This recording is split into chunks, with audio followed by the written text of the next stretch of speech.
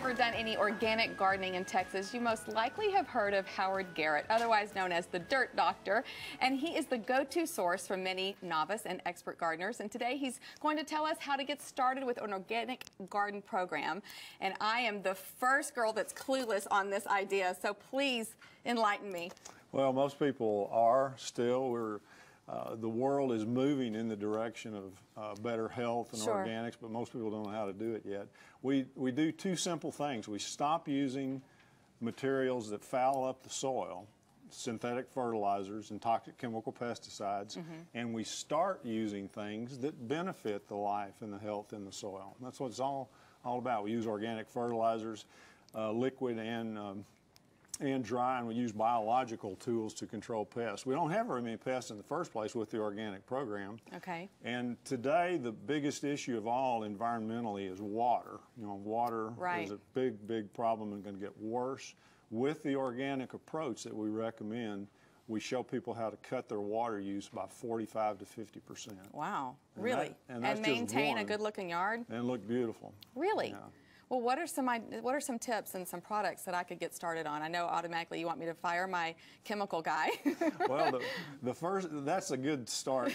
Stop using the things that hurt the soil and that are dangerous for you to be around. Some of the chemical products are a lot more dangerous than most people realize. They affect the life in the soil and also the life in the gut of your pets and livestock and wildlife and you.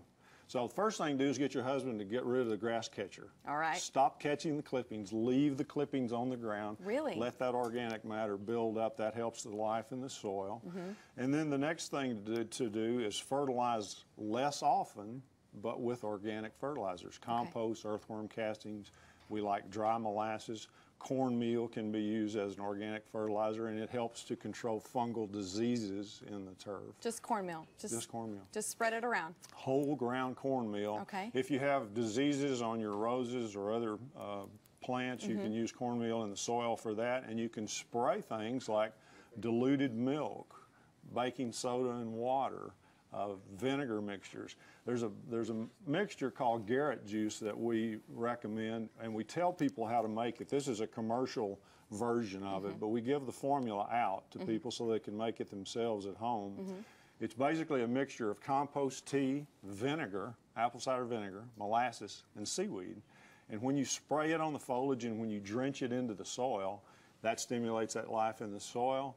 It buffers salt problems that you would have gotten from synthetic fertilizers, makes the plants grow, and reduces the pest problems. It's amazing how we always go back to these common household ingredients that my grandparents used to use, the molasses and the cornmeal and the baking soda. Right. Those ingredients are still so much better for us.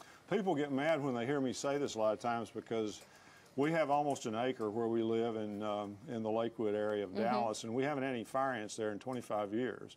And people are asking me about fire ants all the time, and I say, well, first step is go to the local nursery or garden center or feed store and buy dry molasses, put it out like a fertilizer at about 20 pounds per 1,000 square feet. It functions as a fertilizer, stimulates the biological activity in the soil, and the fire ants vanish in 99.9% of the cases. Occasionally it doesn't work, and I haven't quite figured that out yet. That's amazing. Well, while we're talking about insects, let's talk about mosquitoes, because I just killed a few this weekend. They're starting to come out.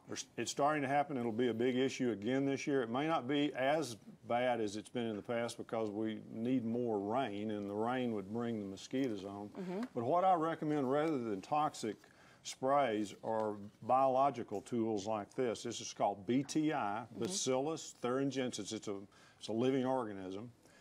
And you put these donuts in water, standing water, and it kills the larvae before they ever become adults to become pests. It also comes in a granulated form, and it also comes in a liquid form. So rather than spraying toxic chemicals all over the place, which I don't recommend, pyrethrum and pyrethroids and all that, you can spray BTI, and control the mosquitoes more effectively. And can I find that at any of my home improvement stores? Any hardware store, feed store, garden center sells some form and some brand of BTI. Okay.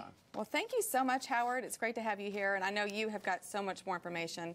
You've got a radio show, you've got a website, and got a free newsletter if people want that. Go to dirtdoctor.com and sign up for it, and you can have it. Full of great information. Thank you so much. And you can watch Howard's radio show on 660 a.m. every Sunday morning, 8 to 11 a.m. And when we come back, we're going to show you how yoga and essential oils are the right recipe for your good night's sleep. You like yoga, don't you? That's your sport. And we're going to be right back.